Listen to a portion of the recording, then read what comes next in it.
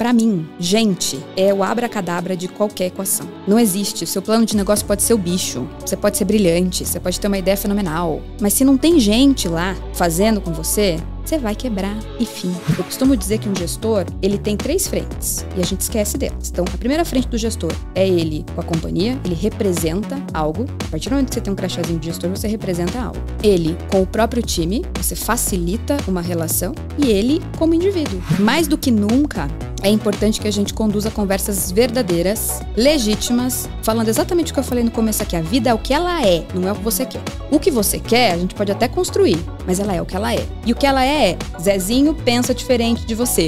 Go play! Esse podcast é um oferecimento da BMW, líder em mobilidade premium. Esse é o podcast Lugar de Potência. Lições de carreira e liderança com o maior headhunter do Brasil. Afinal, tem 1,94 m. Vambora? Hoje eu tenho o prazer de receber uma líder que está transformando a forma como empresas pensam e praticam gestão de pessoas. Ela é VP de RH e Legal da Olist e construiu uma carreira de sucesso transitando entre o mundo jurídico e recursos humanos. Ela é formada em Direito pela PUC do Paraná, mas encontrou seu verdadeiro propósito desenvolvendo pessoas e transformando culturas organizacionais. Sua trajetória inclui posições estratégicas em empresas como Johnson & Johnson, HSBC, Enjoei e aqui na Michael Page. Sua capacidade de transitar entre ambientes corporativos tradicionais e o ecossistema de startups a tornou referência em transformação cultural. Agora, o que o seu currículo não conta é sua rara combinação de assertividade com escuta empática, o que a tornou uma das vozes mais respeitadas em gestão humanizada. Ela é praticante de yoga, mas recomenda vinho para os dias difíceis. Ela personifica o equilíbrio entre os resultados e bem-estar. Patrícia Tourinho, que demais ter você aqui no Lugar de Potência. Jesus, demais pra mim! É muito legal estar aqui, até porque não teria essa história se a gente não tivesse o nosso caminho acontecido muito lá no começo. Isso, né? Em vidas regressas, trabalhamos juntos. É, exatamente. E Paty, vamos começar do início como eu gosto aqui, aonde que a cegonha te entregou. Me conta das tuas origens. Você vem de uma família de advogados ou executivos de RH? Nossa, completamente fora do padrão para minha família, a escolha que eu fiz de construção, né?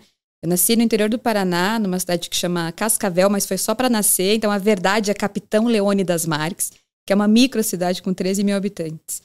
E eu adoro pensar nisso, porque eu consigo entender que o preço e o valor das escolhas que a gente toma definem tanto, e talvez a gente não dê o valor devido às pequenas coisas que acontecem, né, durante toda a história. Então, eu nasci em Cascavel, meu pai é pecuarista na região, ou seja, nada a ver com essa brincadeira. Quando eu fiz direito, ele inclusive ficou sem falar comigo, e essa é uma história bárbara, porque na cabeça dele, eu escolher trabalhar como advogado ou numa companhia é um grande erro, porque ele fala para todo mundo, com a boca bem cheia, que ele me formou para eu ser empreendedora. Então é muito interessante, né, você na vida adulta olhar para tudo isso e entender que as características que ele colocou em mim de empreendedorismo, na verdade, foram as características que me ajudaram a ter uma carreira executiva bem-sucedida, né? Eu acho isso extremamente interessante, que é a sensação de trabalhar sempre como parte de um projeto e não para um projeto, né? Então é daí que eu vim. E me conta mais de crescer numa família tradicional do agronegócio interior do Paraná. Quais eram suas ambições naquela época e como essas ambições talvez eram já vistas pela turma ao redor? Eu sempre fui a criança estranha, eu acho que isso é bem importante de deixar claro. Então, papais e mamães, respeitem as diferenças das crianças de vocês, porque elas podem ter uma cabeça que desafia o mundo mesmo. Então eu sempre tive uma vontade absurda de ser livre. Meus pais, eles contam que desde muito novinha, eu sempre tive muito plano de viver muita coisa. Estou aqui no alto dos meus 42 ainda enlouquecida para viver muita coisa. Então isso sempre surpreendeu muito esse universo tradicional do agro ou da cidade pequena, né? É que a minha história ela bagunçou pro bem, no momento em que eu saio de casa com 10 anos de idade. Que é uma coisa completamente diferente dos padrões, né? Como eu disse, a cidade era muito pequena, isso foi impactando na minha educação. E para os meus pais, a parte não negociável da vida em família era quem eles estavam formando. Então, eles tinham uma preocupação muito grande com a minha educação. Eu fui para Curitiba, de Curitiba eu fui estudar num colégio interno por 5 anos. Então, eu sempre entendi que o meu lugar era onde o que eu quisesse viver estivesse. E eu acho que isso foi uma grande contribuição da minha família em mim. A segurança de que eu podia fazer, de que eu tinha para onde voltar.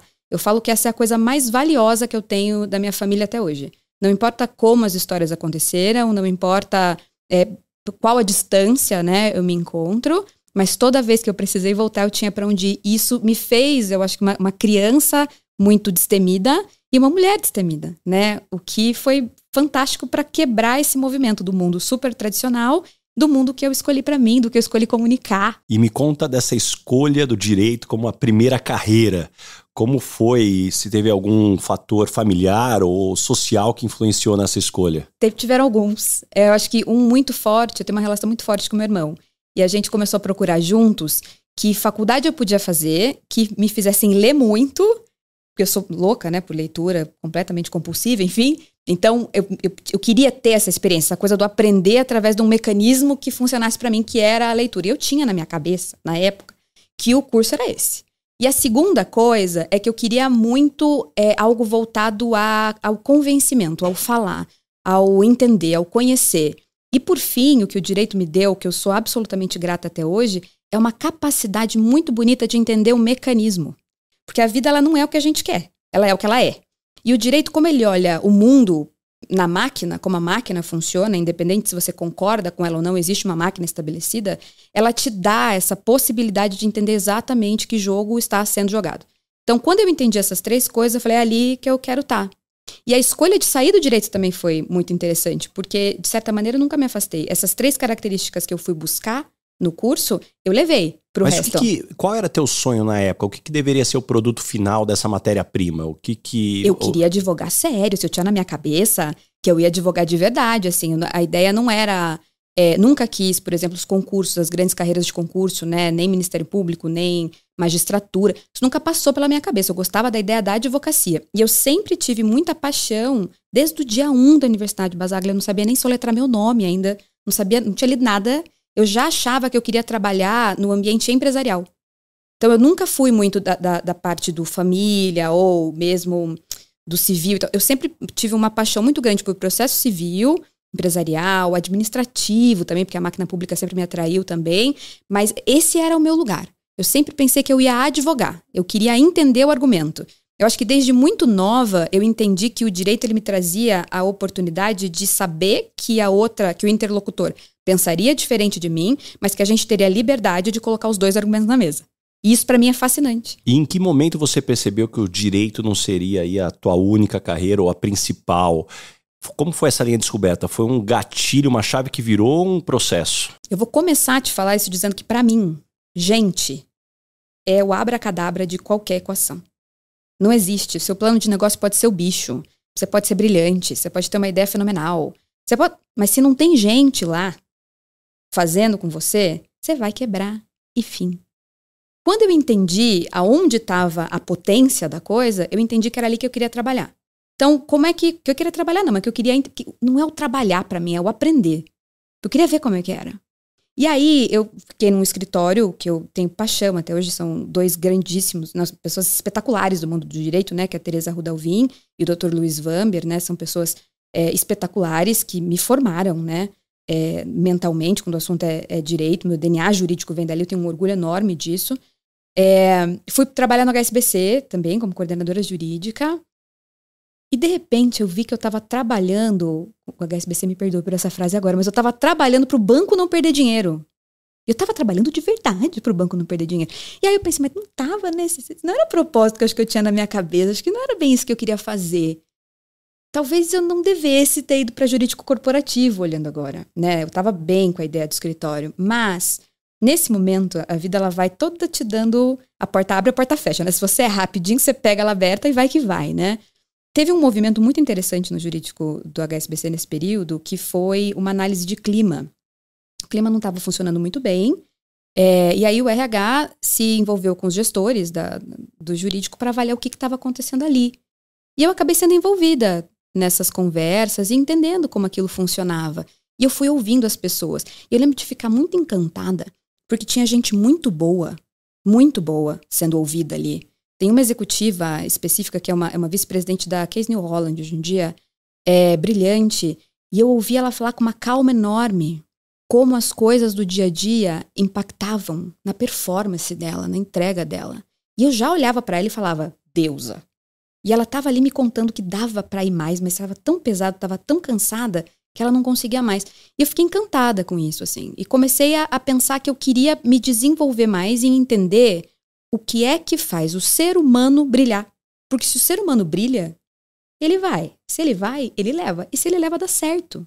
Então, onde é que está a alavanca de engajamento? A gente está dando o mesmo formato para todo mundo? Você pega um negócio, joga ele no colo da pessoa e acha que ela tem que ficar feliz porque você está oferecendo. Será que não fazia mais sentido ir lá ouvir? Isso foi ficando na minha cabeça. E foi aí que entrou a Michael Page, né? Que foi um negócio nada a ver da minha vida. Eu atendi o telefone de um jeito muito absurdo, porque a pessoa me ligou, eu era, né, no início de carreira, era uma coordenadora. A pessoa me falou meu nome. E aí eu falei, eu sou coordenadora, eu nem sou o perfil que você recruta, por que você tá me ligando, né? E aí a pessoa me falou, não, a gente tá te ligando porque você é uma indicação, a gente queria te avaliar pra Michael. E foi o divisor de águas da minha vida, porque foi um jeito de fazer a transição para people, para trabalhar com outro formato, sem abrir mão do background que eu já tinha construído de legal. Sem abrir mão das coisas que eu já tinha na minha caixinha de ferramenta, né? Então, a minha experiência ela aconteceu assim. Falando agora, ela parece rápida, mas foi um processo longo, mas foi uma transição onde eu aceitei os riscos. Eu decidi o que é que eu queria aprender. Isso é uma coisa que eu falo muito, mesmo nas minhas mentorias. Hoje eu tenho um programa de mentoria bem interessante e eu sempre digo isso. Tem pouco para cima, Basa. O mundo, graças a Deus, está cada vez mais horizontalizado na gestão, né? A gente tem mais voz. Então, menos para onde você quer ir em cadeira e mais o que você quer aprender no próximo jogo. E a carreira ela vai acontecer. É inevitável, porque você vai ficando cada vez mais destemido. Então, a minha transição, ela aconteceu desse jeito. E olhando a forma como você conduziu a tua transição, na tua visão, o que você fez correto e o que depois, pensando em futuras transições, você aprendeu, puxa, aqui dá para fazer melhor? Olha, eu acho que o que eu fiz correto foi tomar o risco, mas foi tomar o risco muito conectada com o que eu queria aprender. Eu acho que eu fui muito... Para a idade que eu tinha, né? Eu tinha 26, 27 anos. Para a idade que eu tinha, para o conhecimento que eu tinha, eu acho que eu fui sábia. Para o repertório que eu tinha, eu fui sábia.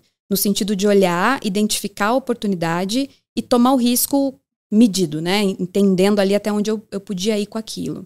Então, gostei disso na movimentação. O que eu faria diferente é que eu acho que eu melhorei demais a minha comunicação durante a minha vida. Demais, Basa. A minha coragem em me comunicar hoje ela é muito maior.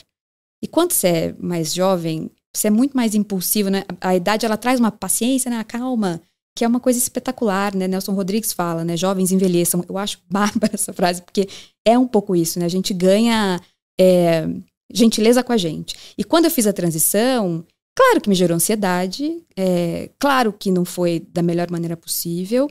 Eu teria administrado melhor a minha saída do HSBC. Apesar de ter deixado muitos carinhos lá, não foi da melhor forma possível.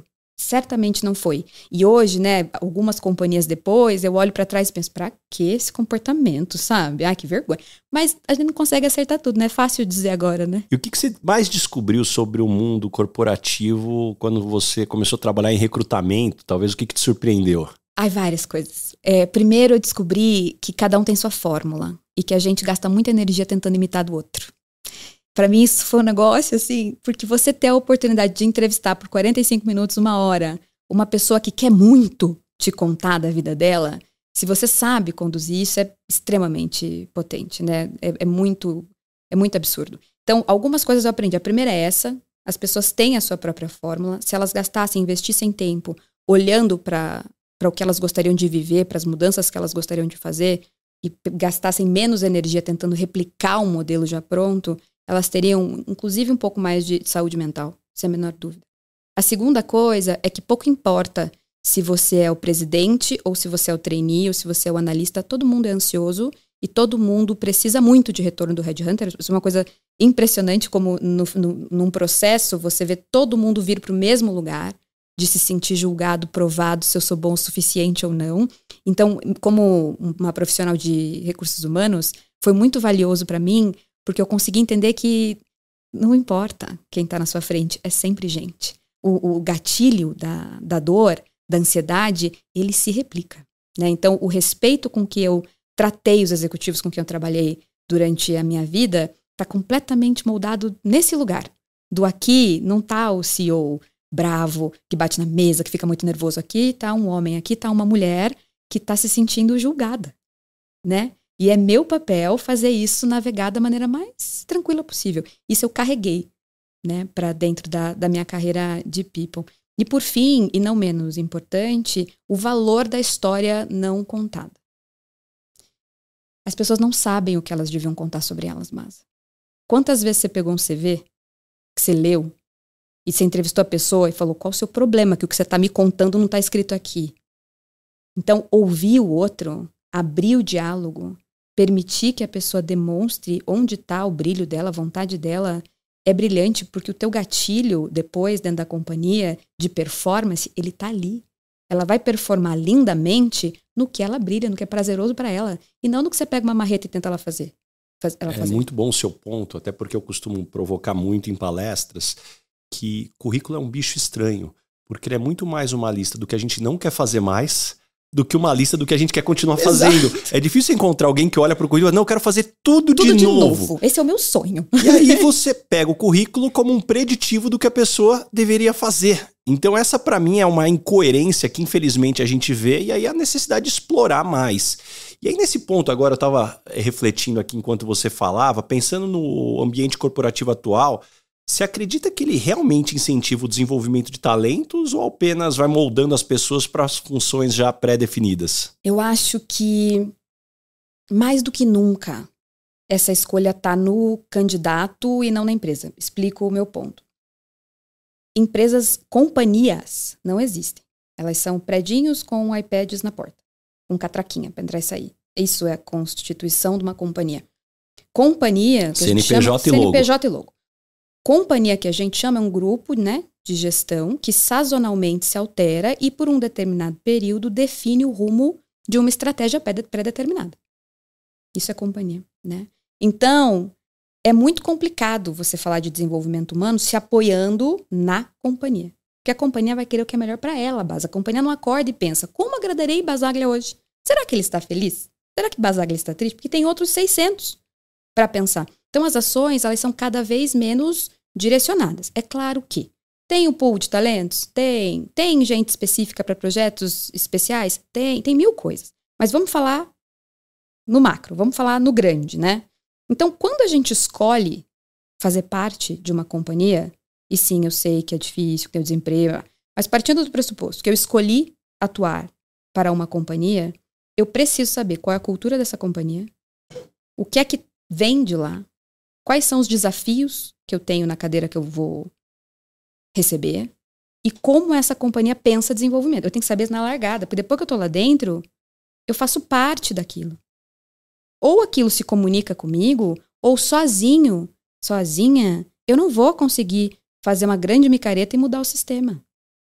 Então, eu acredito que sim, a gente consegue olhar individualizadamente para as pessoas, em alguns casos, não o tempo todo, porque existe uma visão maior que é a companhia, né, acontecendo e o que é bom para a companhia, mas que tem uma responsabilização também do colaborador quando entra, de entender se aquela cultura, se aquela companhia, se aquele projeto atende o que ele gostaria de aprender naquele ciclo.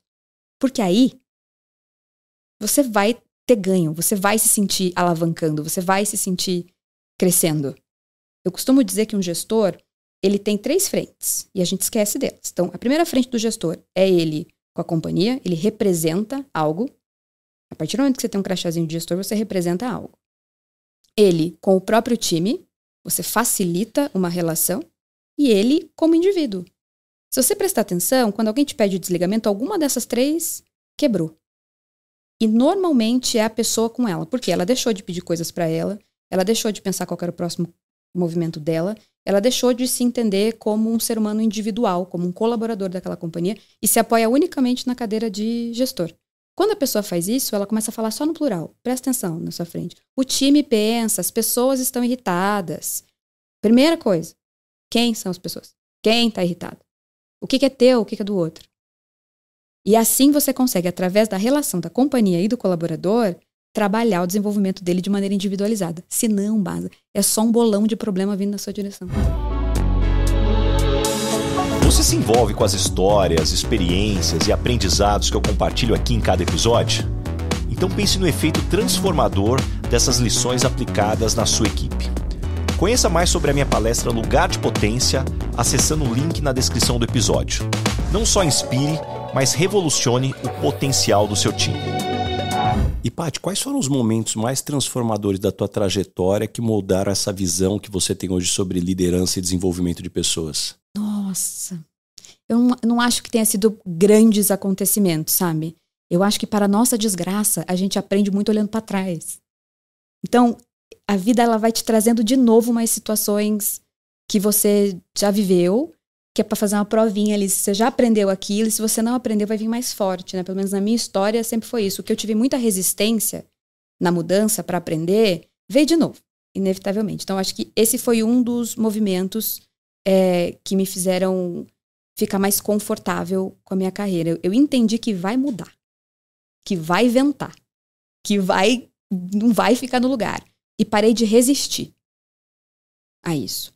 E aí eu tenho N coisas para te falar de como é que isso aconteceu na minha vida, né? Eu acho que teve a situação do HSBC, aí veio a Michael, aí veio a Johnson & Johnson, que é uma empresa fabulosa, incrível, dos sonhos, um chuchu. Eu ainda, para ser mais legal, trabalhei na farmacêutica, que é um setor, uma indústria que eu tenho paixão, fascínio, mas era uma cultura que me matava.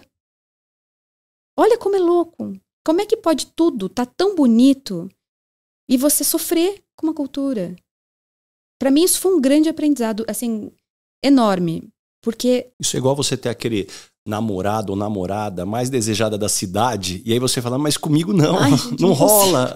Aí me deixa, eu não consigo. Porque o que eu precisei aprender? Não tem nada de errado com a companhia, não tem nada de errado comigo. A gente só não nasceu para viver junto, né? Independente disso, aprendi horrores. Muito da minha cartilha de RH vem de lá. É uma escola espetacular. Mas eu sou uma pessoa que eu gosto de pôr a mão em tudo. Eu odeio que me deem limite. Mas eu odeio receber ordem. Eu não sei lidar com isso. Eu, contrariada, sou um bicho estranho.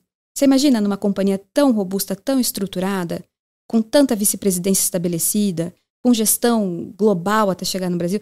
Era uma coisa que eu me sentia sempre errada. Então eu conseguia fazer muita coisa, consegui viver muita coisa legal, mas eu me sentia sempre ali. E pra mim, esse foi um aprendizado brilhante. Não tem nada de errado. Nem comigo, nem com a companhia. Mas é minha responsabilidade saber se é prazeroso ou não pra mim estar dentro dessa cultura. E encerrar essa relação no momento certo.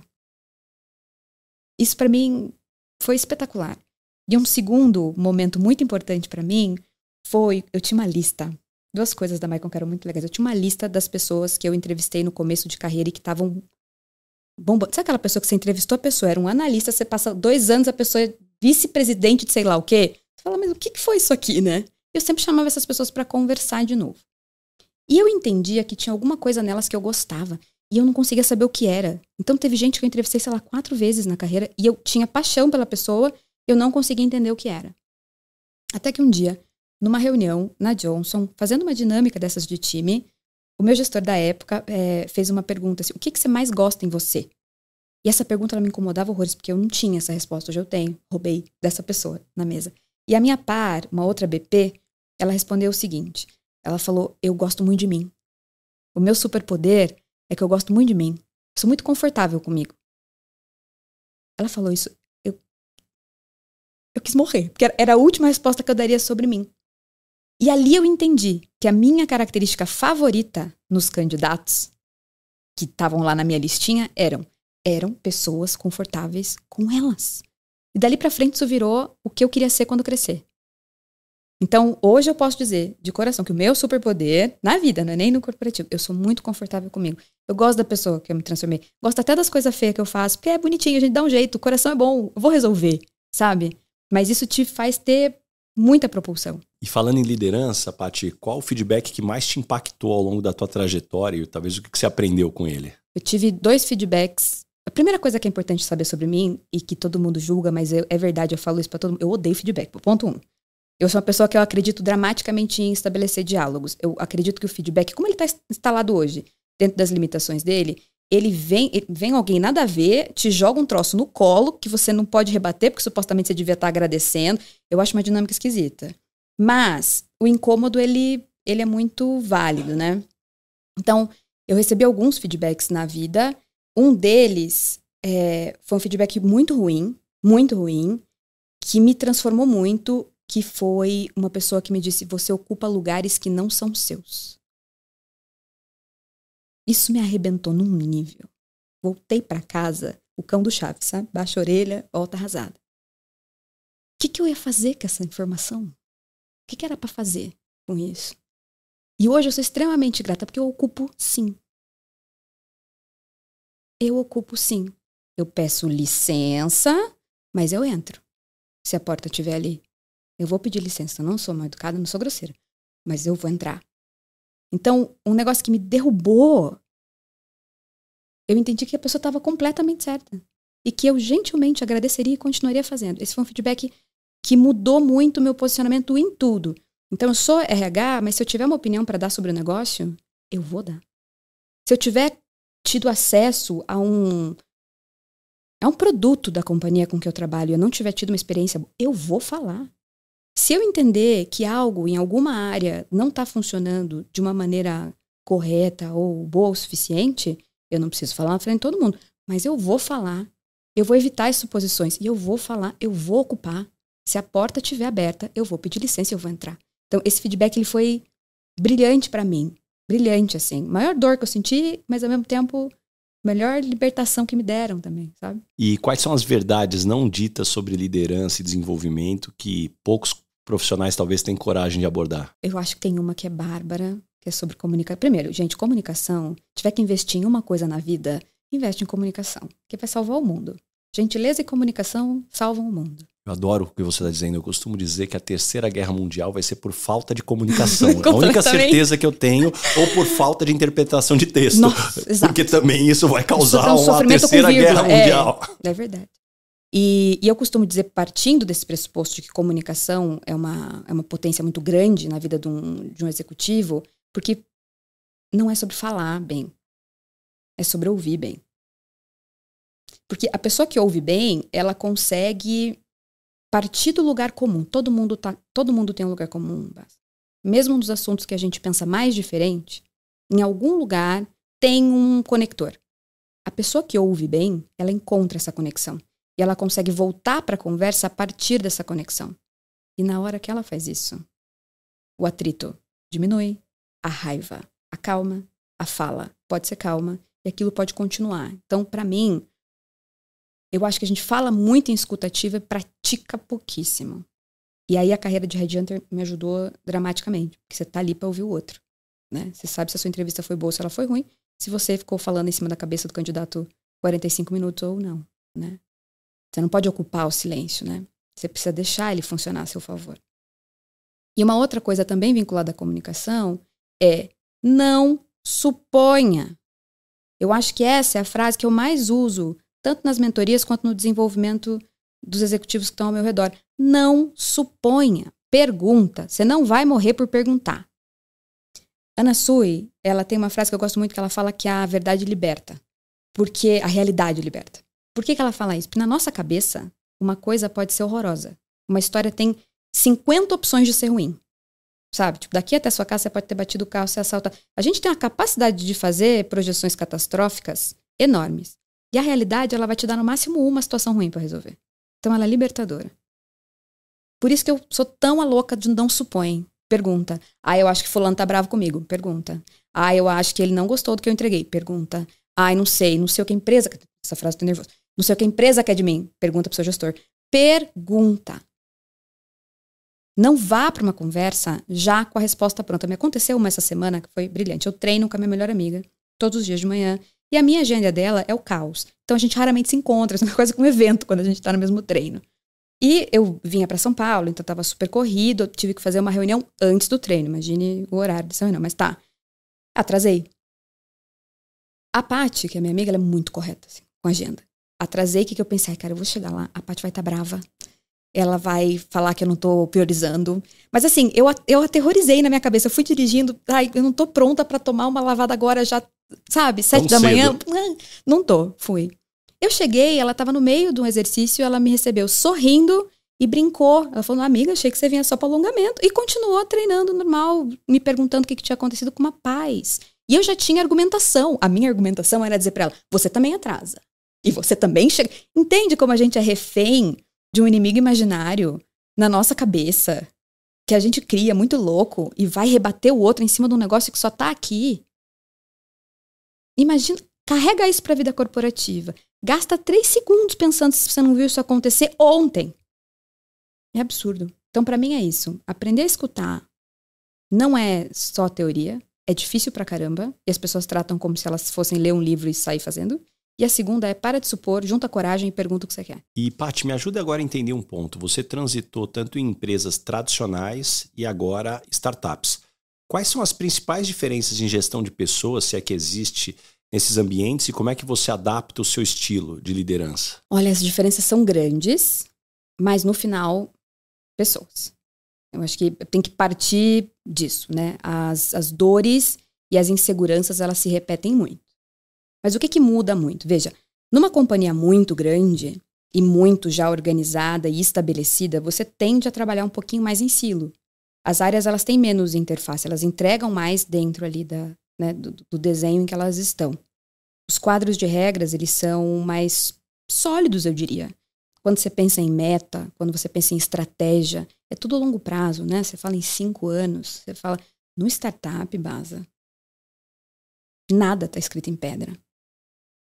Porque tem uma diferença muito grande entre liderar um transatlântico e liderar uma lancha, pilotar no mar. A velocidade do impacto no volante é completamente outra. Certo? Então você imagina, cascateia isso para o dia a dia da operação. Na startup, a única certeza que você tem declarada é que vai mudar. Se essa estratégia não estiver funcionando, se a gente não estiver atingindo o que precisar ser feito, vai sofrer ajuste. O time vai sofrer ajuste. Então eu cheguei, por exemplo, a primeira vez que eu trabalhei numa companhia de startup, eu cheguei com uma cabeça... Uma vergonha, porque a gente melhora, né? Então não, porque mérito acontece nesse ciclo. Promoção acontece nesse ciclo. Porque tinha umas coisas que eu queria me livrar, tinha umas coisas que eu já sabia fazer muito bem, eu queria botar pra rodar e fazer. Porque stock options funciona assim. Nada funciona assim, nada é nesse ciclo. É claro que você vai trabalhar para moldar algo que se adeque à realidade daquela estrutura. Mas ela é mais ágil, ela é menos escrita em pedra, ela é muito menos formal. Muito menos formal. A diferença geracional é muito diferente. O volume de pessoas é menor.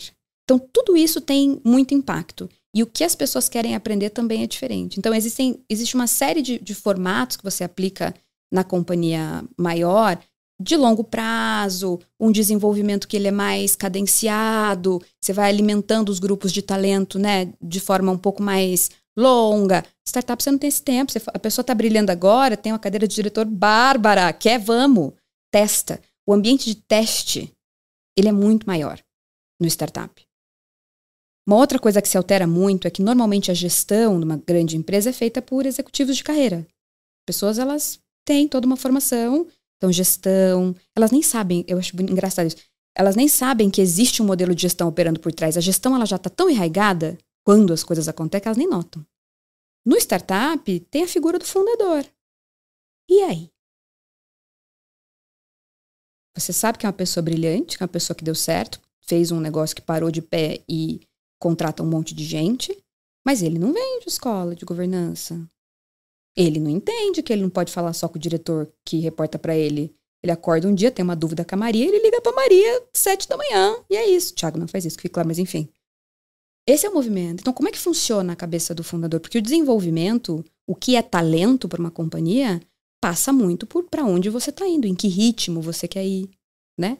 Então, para mim, quase tudo muda. E quais são os sinais sutis ou talvez mais fortes que você observa numa organização que indica que tem problema sério de cultura, mesmo quando os resultados muitas vezes estão bem? Olha, eu acho que quase todo mundo passou por problema de cultura na saída da pandemia. Para mim, a gente teve todos os exemplos do mundo ali, assim. As companhias tinham culturas realmente muito fortes estabelecidas no presencial, né? E aí, de repente, a mesa de sinuca, ela serve para quê? Né? A gente brinca com o Nubank, né? A piscina de bolinha roxa serve para quê? É muito doida a quebra que a gente teve do que é performance, o que é resultado, o que é talento. a quantidade de situações que a gente vem enfrentando, né, vinculadas à saúde mental, por exemplo, saúde emocional. Tudo isso alterou a cultura. A gente pode agir como se não, né? As empresas, elas operam para além disso. Mentira, gente. Cultura é formada por volumes de pessoas agindo do mesmo jeito. Como elas tomam decisão, como elas se divertem, como elas se sentem engajadas. Isso aí é cultura, né? Então, se tudo na vida delas muda, por que a cultura não muda? A cultura muda. A gente é demandado a mudar a cultura. Então, para mim, alguns indicadores dizem quando a cultura ela tá doente. Primeiro, e isso é bem interessante, cultura é algo dinâmico, né? Cultura ela não é estanque. Então, quando você tem uma população muito vinculada a uma cultura anterior, você está tendo um problema no presente. Então, porque, sei lá, a Paige mudou de escritório. Então, há algum tempo. Porque na época da Funchal, cara, era muito mais legal. Porque quando não sei quem não tava com não sei quem, era muito mais legal. Esse comentário é um comentário para você ficar sempre prestando muita atenção. Que resistência é essa que está mantendo a população no estágio anterior de cultura? Velocidade para aceitar mudança. É um outro indicador muito severo de cultura. A companhia, ela se move. Então, a companhia fez novas aquisições. Ela alterou algum modelo de negócio e o time não está vindo. Essa agilidade, ela precisa ser medida. Tem alguma quebra de confiança aqui no que esse grupo está ouvindo, né? E, por fim, quando você questiona sobre cultura e as pessoas não sabem te dizer qual é. E essa é facinho de fazer. Faz um forms, roda e vê, né? Isso é um termômetro que você tem que ter de tempos em tempos. Porque se a população não consegue dizer como é que a gente decide, como é que as decisões são tomadas, o que é importante pra gente, quais são os nossos valores, quais são os nossos princípios. E Paty, agora nessa dinâmica a gente nota claramente que a gente pela primeira vez convive com um número de gerações muito maior dentro do mesmo ambiente. Talvez isso, cada geração tenha a sua forma de encarar trabalho e carreira. Como que isso impacta nas estratégias de desenvolvimento, até para atender expectativas tão diferentes e necessidades diferentes também? Eu amo essa pergunta, acho ela bárbara, porque a gente realmente está atravessando um momento onde tem de tudo. E mais do que nunca, não dá para pasteurizar desenvolvimento. Não dá. Porque são demandas muito diferentes. Eu não acho que o quadro geracional, ele define o que está acontecendo, mas ele ajuda a você entender, né? Você ajuda. A geração que chega agora, ela foi criada pela nossa geração. Então foi a gente que contou para eles, né? Que eles deviam ter uma vida pessoal. Sim, é o que eu costumo brincar, eles não vieram de Marte, não, né? Olha, não é mágico, né? Eles não é que desceu aqui, pronto, chegou pronto, entrou, fez a prova de treino e rodou. Não, né? Eles foram criados. Então a gente contou para eles que tem que fazer balé, tem que fazer judô, tem que treinar, tem que comer certinho, tem que dormir 8 horas, tem que... Que é uma coisa que, se olhar com carinho, a gente não fez, porque a gente trabalhava 18, então, tipo, meio que não, né, não dava pra exagerando, mas não dava para tudo isso. Então, quando um gestor que teve a sua carreira toda desenvolvida no suor, recebe uma geração que tecnologicamente aprendeu muito mais atalho do que a gente teve, se isso não está sendo acompanhado, é a receita da catástrofe. Porque ele vai entender, esse gestor pode, né? Não é que ele vai, mas ele pode entender esses atalhos como preguiça. Ele pode entender esses atalhos como falta de cuidado, como falta de atenção. É muito interessante, as ferramentas que a gente tem agora de inteligência artificial, elas gritam isso na gestão. Não, eu pedi um texto e ele me mandou feito pela inteligência artificial. Sim, mas... Ficou bom ou não? Ficou bom ou não? Mas ele não se importa se ficou bom ou não. Ele tá contrariado porque a pessoa não gastou 40 minutos, entendeu? Suando para fazer aquele texto, né? Eu tenho muito prazer em escrever. Talvez o outro não tenha. Por que ele tem que ter o mesmo que você, né? Então, por que eu digo isso? Mais do que nunca, é importante que a gente conduza conversas verdadeiras, legítimas, falando exatamente o que eu falei no começo aqui. A vida é o que ela é, não é o que você quer. O que você quer, a gente pode até construir, mas ela é o que ela é. E o que ela é, Zezinho pensa diferente de você. Go play. Não vai mudar. É outra formação, é outro jeito de ver a vida. Então, é mais sobre o que você quer que seja feito, do que sobre o outro. E nesse lugar, a gente precisa trabalhar o desenvolvimento das pessoas. Então, quem são esses líderes? Quem são esses líderes de gerações diferentes que estão recebendo as novas gerações? Elas são o futuro, Basa. A gente já foi, a vida acabou. Né? É para eles que a gente está entregando tudo. Não tem volta isso, graças a Deus, né? É isso. Mas, Paty, até que ponto as empresas realmente querem diversidade e inclusão ou é mais marketing do que prática? Eu acho que diversidade e inclusão, eu que trabalho com isso há muito tempo, é algo que toca o coração de todo mundo. Quando você fala, ninguém discorda. Quer dizer, tem sempre um louco que discorda, mas nem pega até mal, né? Na média, todo mundo concorda. Mas é que a ação que você precisa ter para que ela seja real, dói, custa, sai do padrão, né? Então, eu acho de coração que as pessoas acham a ideia ótima. Eu só também acredito que o movimento de mudança não é fácil ou simples. E aí não necessariamente isso está priorizado no lugar certo. E com tudo que a gente passou nos últimos anos, a sensação que eu tenho é que isso meio que ficou meio que ali do lado. É bonito, eu quero fazer, mas eu vou fazer quando der tempo. Não existe quando der tempo. E aí nisso a nova geração ela ajuda muito a gente a ver.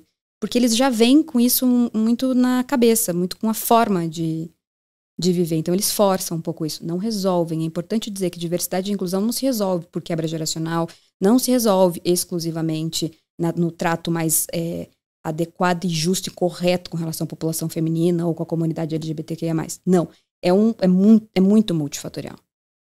Passa, mais uma vez, pela capacidade de escutar o que está acontecendo com o outro. Porque a gente não consegue saber qual que é o problema, né? A gente não vai resolver isso do nosso lugar de pessoas brancas que moram na Zona Sul de São Paulo. A gente não vai resolver daí. E, Paty, ao longo da tua carreira, quais as crenças limitantes que você precisou desconstruir para alcançar o teu pleno potencial? Algumas. Uma muito séria para mim foi... Eu tinha medo de me posicionar em reuniões. Pasme. Essa frase, toda vez que eu falo... Mas tinha. Eu explico como é. Eu sempre achava que a ideia do outro, ela vai ser melhor que a minha. Eu posso esperar mais um pouquinho. Né? Só que o que aconteceu? Eu esperava mais um pouquinho, a pessoa dava exatamente a minha ideia, todo mundo falava, yay! E eu ficava pensando, errado, né? Isso aqui tá bastante errado. Então, essa foi uma coisa que eu tive que, no excesso de tentativa, aprender que não doía. E aprender que uma sugestão, ela não precisa ser acatada. Mas para mim isso mudou o jogo. Eu tinha a sensação que se eu desse a sugestão, todo mundo tinha que achar ela brilhante e a gente ia fazer ela. E com o tempo e com a maturidade, eu fui entendendo que uma sugestão era só uma sugestão. Eu ia colocá-la na mesa, com abertura para que os outros complementassem. E se fosse legal, ela ia andar. E se ela não fosse legal, ela ia ficar para trás. Mas que eu tinha esse direito e essa possibilidade. E que quando eu fazia isso, eu dava abertura para outras pessoas que estavam tão intimidadas quanto eu fazerem as mesmas. E uma outra coisa também é que você vai descobrindo que tem muita gente muito louca que só abre a boca porque é muito corajoso, mas que ela podia tranquilamente ter ficado aquele dia em casa, entendeu? Então, se ela pode fazer isso, né? Se ela pode trazer os pontos dela para a mesa, eu também posso. E tá tudo bem, desde que esse ambiente seja saudável a ponto de receber essas sugestões, né? De forma aberta, assim. Eu acho que isso para mim foi um negócio grande ter aprendido isso, assim. Vai lá, pode falar, vai ficar tudo bem. E, Paty, pra gente fechar esse primeiro bloco, como tua visão sobre sucesso mudou, evoluiu ao longo da tua jornada? O que significa hoje sucesso para você? Nossa, mudou tanto. Mudou tanto. Eu, por muito tempo, sucesso esteve amplamente vinculado à minha carreira. Por exemplo, assim. Eu tinha a coisa do mais um, não comemorava nada, Bombás. Você me conhece do avesso, não comemorava nada. Só quero aquele, quero mais um pouco, mais um passo. Vai chegar onde? Com essa pressa, né? E então, o sucesso ele foi se repaginando. Eu sei que é um pouco clichê o que eu vou dizer, mas direi mesmo assim, porque é de coração. Hoje, pra mim, sucesso é tempo. Sucesso pra mim é fazer o que eu quero, no tempo que eu quero. Isso pra mim é sucesso enorme. Você poder olhar pra minha agenda super cheia de um monte de coisa que eu quero fazer, porque eu ainda continuo muito faminta por viver coisas, e falar, eu vou estar com base em São Paulo, horário tal, dia tal. Vou, acabou. Isso é uma decisão da minha vida. Vou. Isso pra mim não tem preço. Eu me sinto muito bem sucedida quando eu consigo viver o que eu quero viver no tempo que eu quero viver. Esse podcast tem um oferecimento de Michael Page, líder em recrutamento e seleção de executivos no Brasil e América Latina. Paty, chegamos agora no momento Headhunter. Qual que é a pergunta que você sempre faz nas entrevistas para contratar alguém para o seu time? No final da entrevista, agora eu vou contar, vai perder a surpresa, mas no final da entrevista, eu sempre dou a oportunidade de que a pessoa retome um ponto da entrevista e me conte onde é que foi que ela mentiu para mim, ou aonde foi que ela exagerou. Mas na lata, assim, você manda? Como é que é a pergunta A exatamente? pergunta é, bom, obrigada, né, por toda a conversa que a gente teve aqui. Sabe que eu fui headhunter por muitos anos e eu também já fui entrevistada. E eu entendo que esse momento que a gente está vivendo aqui é um momento em que você quer me trazer o seu melhor. Mas a gente sempre exagera um pouco a mão em alguma coisa ou deixa de contar algo. Então eu vou te dar uma oportunidade agora. Sabendo que todo mundo mente, todo mundo julga e todo mundo dá uma aumentadinha, o que é que você quer me contar um pouquinho diferente do que você me contou nessa entrevista? Isso mostra pra mim, primeiro, a velocidade que ela vai me responder isso, se ela vai rir disso ou não, se ela vai suar, morrer, ficar se sentindo péssima, enfim, tem N coisas do retorno comportamental, físico e de resposta dessa pergunta, porque é um nível de desconforto obsceno. Então, vem com muita força. O que você teve de mais curioso de retorno? Gente, eu já tive de tudo. Eu tive uma situação que, olha só por Deus, assim, você passa umas coisas, né? Teve uma pessoa que ela tinha me falado que ela tinha adorado trabalhar em determinado lugar, tinha uma experiência mágica, não sei o quê. E a hora que eu mandei isso, ela pegou-lhe o nome do gestor da época e veio. Arrebentou. Mas ela veio, eu tava tão livre ali no final da entrevista e foi muito constrangedor, porque era uma pessoa que eu conhecia e tal, mas daí eu tive que lidar com a minha própria, né? Bom, joguei o desconforto no colo dela, ela me devolveu, achei maravilhosa, tudo certo. E que tipo de pessoa não dá certo trabalhando com você? Eu tenho algumas características que pra mim elas são difíceis, assim. Quando a pessoa tem muita resistência. Muita resistência. Nada novo passa. Porque eu não ligo que você me fale. A gente podia fazer disso aqui, né, e tal. Não precisava ser desse jeito. Eu gosto disso. Você tá me dando uma ideia, eu acho legal, mas essa aqui pode ser um jeito. Agora, quando a resposta da pessoa é imediatamente não pra tudo. Basaglia, minha paciência, eu sou uma pessoa com muita paciência, mas eu sinto o meu carisma, ele bater na mesa. Eu não consigo lidar com isso. O meu movimento natural é falar, você não tentou ainda. Vamos tentar, daí depois você volta aqui e me diz o não, beleza? Isso pra mim é muito difícil. Eu sou zero hierárquica, pra mim é muito difícil estabelecer relações de hierarquia. Eu falo o que eu quero falar com muito respeito, mas falo. E eu estabeleço essa relação com os meus times também. Então entenda o quanto pra mim é muito difícil quando alguém me coloca num lugar muito de diferente e tudo que vem na mesa vem um não na hora. Isso eu não sei nem o que fazer. Então essa é uma característica que pra mim ela não funciona bem dos meus times. E quando as pessoas não gostam de você no ambiente de trabalho, normalmente qual é o motivo? São alguns, né? Primeiro isso, eu sou uma pessoa, eu tenho uma presença que ela é forte, eu vou falar o que eu penso. É importante que não é tudo, tá, gente? Não é que eu saio falando tudo, que isso é só desrespeito. Não, mas eu me posiciono, eu ocupo espaço. Então, eu sou uma pessoa que incomoda. Dependendo de como o outro interpreta essa minha entrada, a pessoa pode não gostar de mim. Sem a menor dúvida. Tanto é que esse feedback veio, né? E o que você gostaria de perguntar pro Baza Headhunter? Você tá feliz agora? Muito.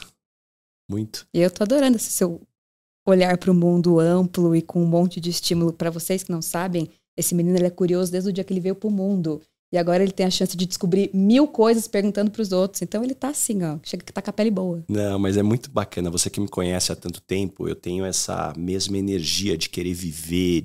Eu brinco que a gente deveria ter 7 vidas, mas consciente das anteriores, para pelo menos a gente ter convicção que a gente pode buscar coisas diferentes dessa vez. Então, você conhece muito bem a Fernanda, minha esposa, ela fala, puxa, e aí? Qual é a moda da vez, né? Qual é a teoria da vez? Porque eu tô sempre buscando coisas novas e sem dúvida nenhuma, puxa, hoje ter essa oportunidade de produzir conteúdo, entrevistar muita gente bacana, é a beleza de você estar explorando tantos temas, tantas visões diferentes. Agora, por outro lado, tem uma dinâmica também de que, puxa, como é que você entende o que é bom para você? Porque à medida que você experimenta muita coisa, não quer dizer que tudo vai ser bom para você.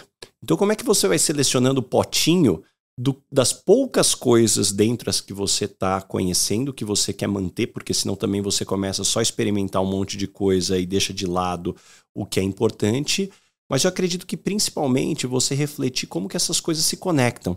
Porque também trabalhar de forma isolada, como se fosse cada conhecimento, cada experiência, uma caixinha ali que fica completamente apartada, também não vai dar certo.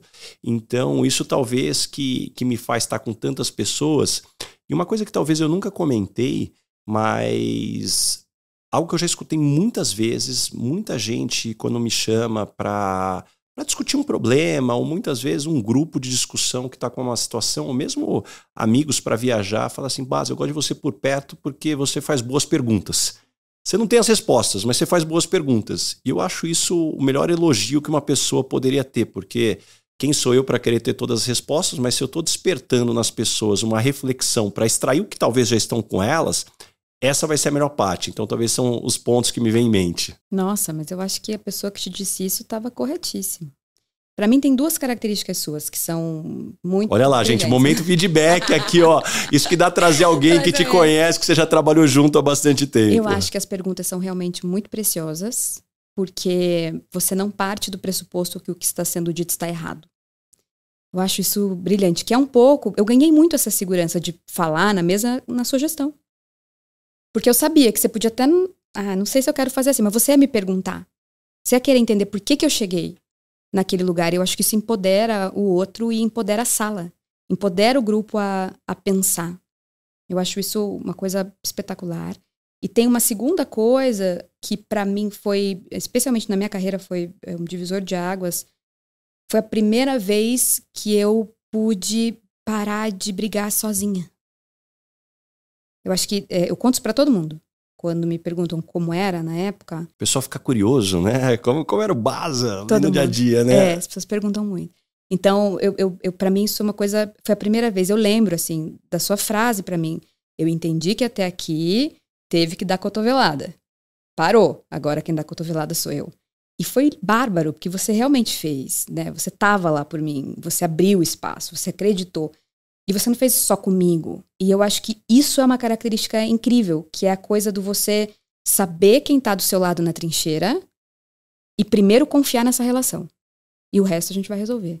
Então, para mim, sem dúvida, saber perguntar e ser o braço forte na tormenta são as suas 2 melhores características. Adorei, obrigado, Paty. Chegamos agora no momento, Dona Ângela, você não vai escapar, né? Complete a frase, eu sou esquisita por quê? Eu sou muito calma, beira psicopatia. E qual o maior perrengue, a situação engraçada que você já passou no mundo corporativo? Eu tenho a imbatível, né, da entrevista. Lembra dessa história da entrevista da moça que se alongou? Conta pra todo mundo. Gente, para todo mundo. Eu estava entrevistando uma pessoa que eu tinha tentado entrevistar há muito tempo. A pessoa era muito incrível. E ela estava na minha frente e a entrevista rolando mais ou menos uma meia hora. De repente, do nada, ela levanta, coloca o pé de saia. Coloca o pé em cima da mesa e se alonga. Ela começou a se alongar, puxou a ponta do pé na direção. Eu ali sentada, bonitinha, com a minha pasta na mão, fazendo anotações. E ela puxando o pezinho em cima da mesa enquanto continuava calmamente me contando sobre a carreira dela. Foi assim. Se é uma coisa que a gente tem, é muita história de sala de entrevista. E, Paty, caminhando agora pro final. O nome desse podcast é Lugar de Potência. Que tipo de situação que é o seu lugar de potência, ambiente que pode jogar lá que você brilha? Olha, eu acho que o meu lugar de potência tá em ser a pessoa calma da situação. Então, eu sou muito confiante na minha capacidade de me manter muito calma, mesmo em situações muito difíceis. Mesmo quando a sala, se a gente estiver em reunião, se o clima pesar, se as coisas ficarem difíceis, se o problema for grande... Não é uma coisa que me desestabiliza. E eu me desenvolvi para ser essa pessoa. E por isso eu gosto tanto de que esse seja o meu lugar de potência. Eu acabei de fazer um offsite com o meu time e a nossa camiseta é para toda urgência, calma. Pode chover, pode ventar. Isso aqui é trabalho, a gente está aqui para solucionar.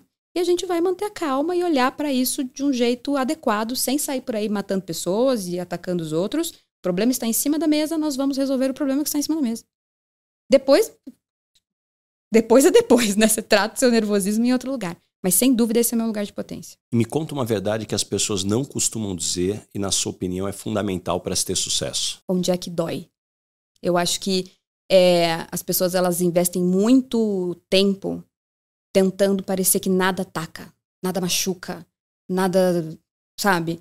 E eu acho isso um erro, porque se você tá machucado, vamos por partes. Energia é um baldinho que te dão e você vai usar aquele mesmo baldinho de energia para levar o filho na escola, fazer reunião, treinar na academia, brigar com alguém. É o mesmo baldinho, não tem outro baldinho. Então, se você tá machucado, se algo aconteceu que te machucou, engatilhou em você, e você não foi resolver, toma energia indo embora do baldinho. Baldinho tem um buraquinho lá embaixo. Baldinho tem um buraquinho que vai. Então, eu acho que é muito legal quando as pessoas, os executivos na vida, elas conseguem entender que tá tudo bem você falar, eu entendi o que você quis dizer, mas quando você falou tal coisa, foi ruim pra mim aqui, eu não vou conseguir conduzir essa conversa agora. A gente pode ter essa conversa depois, isso é um exemplo. Vaza, o poder que as pessoas ganham quando elas conseguem entender que elas não precisam conduzir situações críticas quando elas estão exaustas ou muito bravas, é incrível. Então, eu acho que a gente ganha muito a partir do momento que a gente consegue diagnosticar e comunicar onde é que dói. E o que você aprendeu nos últimos 12 meses, seja em conhecimentos ou habilidades? A Olist tem sido um banho de aprendizado para mim, porque é um aprendizado que ele não passa por RH, porque a minha carreira em RH ela é bem sólida, eu já fiz muita coisa, sabe? Então, quando eu fui pra Olist, eu sabia o que eu tinha que fazer, eu tava amarradona, assim, né? Então, a gente fez 1000 coisas, restabeleceu compensation pra companhia. Então, a gente pintou e bordou, foi lindo, assim, eu tenho um RH do qual eu me orgulho demais na Olist hoje. Mas eu não contava com tudo que eu ia aprender no relacionamento com o board da companhia, a exposição a eles, o desenvolvimento de um presidente que é um fundador, que é uma pessoa que eu tenho uma admiração enorme e que eu consigo enxergar por um outro ângulo. A situação tem uma coisa que é muito incrível de você trabalhar numa empresa, numa startup, para mim isso é espetacular, assim. Quando você está numa companhia grandona, tem 20 níveis para cima de você. Então, quando alguém te fala, vamos fazer tal coisa, como? Você pensa numa solução e aí você fala, mas peraí, que eu vou perguntar para todo mundo, volto em breve. Na Olist, vamos fazer tal coisa, como faremos? Faremos assim na data tal. E não tem para cima, amigo. É a gente que coloca aquilo ali e vai rodar. E eu acho que ganhar segurança de testar desse jeito, sem se sentir atacada, sem se sentir agredida, mas com a segurança de que estou aqui fazendo o melhor, foi um dos maiores aprendizados. Assim, adoro, mas dá um medo, você sente a perna inteira tremendo, porque não tem consulta, né? Não tem para quem ligar. Então é muito especial. Eu acho que tanto a relação com o board, aprender mais sobre stock options, aprender muito mais sobre stock options, societário internacional, na parte técnica são coisas que eu tenho me debruçado com uma força muito grande, tem sido um aprendizado bárbaro, mas no comportamental, no dia a dia, no desenvolvimento enquanto executiva, a presença com o board, ouvir desses executivos, né, com tanta experiência, alocação de capital, discussões que eu tenho me apaixonado por aprender mais. E, Paty, deixa algumas dicas de fontes de conhecimento. Como é que você se mantém informada e se desenvolve? Então, aqui vamos dividir também. Eu sou a louca do podcast, acho que isso é uma coisa importante, eu adoro. E eu gosto muito de podcast de notícia. Eu gosto de saber como é que o mundo está fervilhando. E uma coisa que eu faço é ouvir podcasts, mesmo que são diferentes da minha régua política. Eu acho que isso é uma coisa importante, para a gente não ficar enviesado, né? Porque economia, política, a vida, né, das notícias, ela não pode ficar enviesada. Então, essa é uma preocupação que eu tenho. Então, existem aí inúmeros, eu vou tateando e ouvindo vários, assim. Eu não sou uma pessoa que eu aprendo do jeito convencional. Então, para mim, o volume de informação ele é importante. A sensação que eu tenho é que eu vou juntando tudo e fazendo um grande quebra-cabeça. Assim. Então, as coisas né, não são necessariamente tão lineares. Esse livro tem uma lista de como fazer, já não quero. Então, assim, vai. Então, a coisa do ler é uma coisa que eu tenho dito muito, de quem tem esse hábito, quem gostaria de ter esse hábito, solta um pouco a mão do livro técnico. Solta a mão do livro técnico. A gente já tem um repertório interessante. Às vezes está faltando criatividade. E o excesso de fórmula mata a nossa criatividade. Então, eu tenho um esqueminha que eu faço, que são 3 livros, 2 vão ser livros que na vida adulta você tem que ler, não é opcional, né? E é um livro que eu vou escolher aleatoriamente, que vai ser bobo, mas vai ser feliz e eu vou ter muito prazer. Agora eu tô lendo Isabel Allende, mas eu li aquele outro Biblioteca da Meia-Noite, que quando você falou que queria ter 7 vidas, cara, eu sonhei com o que aconteceu com aquela mulher, dela ir numa biblioteca e cada livro que ela pegava era uma vida que ela tinha tido. Pode parecer pouco conectado com a minha vida corporativa, mas não é. Porque estimula a minha criatividade, estimula a minha forma de ouvir o outro, estimula a coisa do criar. Então, tem sido, assim, muita notícia e os livros que eu tenho desejo de ler. E fujam das fórmulas 1, 2, 3, 4, 5, que é muito chato. E, Paty, me indica 3 pessoas bacanas para eu convidar para esse podcast ter uma conversa como essa. A Ana Tomazelli, ela vale cada 3 segundos da sua vida. É uma potência, uma pessoa espetacular. O próprio Thiago Dalve, que é o fundador da companhia que eu trabalho hoje, é alguém muito impressionante. muito realizador, um cara jovem, aprendendo horror e se reinventando, um negócio mágico, o momento que ele tá vivendo é muito especial. Carlos Temperini, uma pessoa brilhante também de desenvolvimento humano, espetacular conversar com ele através do viés de diversidade.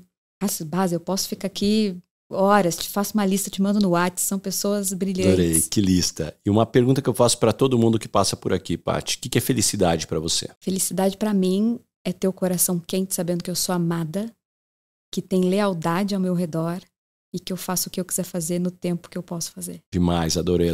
Antes de você ir embora, tem um presente aqui para você. Ô, gente! Um óculos da Longchamp. Menino, a Marchon, que é distribuidora e fabricante dos óculos aqui no Brasil, eles dão aquela stalkeada no perfil dos convidados, eles falam, manda esse daí pra Paty que ela vai gostar. Muito. Eu não vou pôr porque é demais, mas muito. Espetacular, lindo, mas obrigada. E Paty, pra gente fechar aqui, como é que as pessoas te encontram? Que projetos que vem pela frente? Ai, gente, tem muita coisa vindo pela frente. Eu admito que os últimos 2 anos eu coloquei a cabeça dentro da Olist e fui, porque era muita coisa legal pra viver e pra aprender. Então agora vem um trabalho novo de redes sociais, então por enquanto vocês conseguem me achar tanto no LinkedIn quanto no Instagram. E falem comigo, tô lá.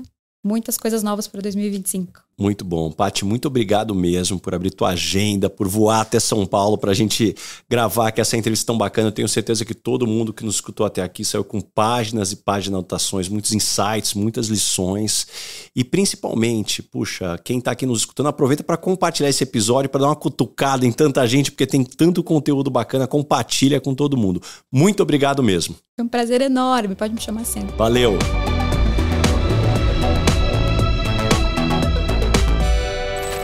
Este podcast foi editado por Felipe Mux.